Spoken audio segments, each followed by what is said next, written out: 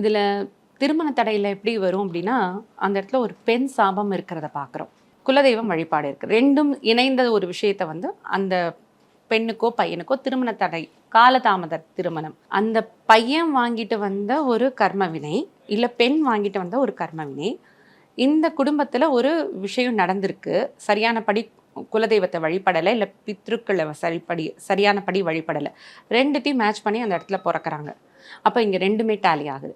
அப்போ அதற்கு உண்டான சோர்ஸ், அந்த ஒரு மூல காரணம் இருக்கு இல்லைங்களா, அதை கண்டுபிடிச்சி அதை வந்து சரி பண்ணால்தான் அது விஷயம் நிச்சயமாக நடக்கும்.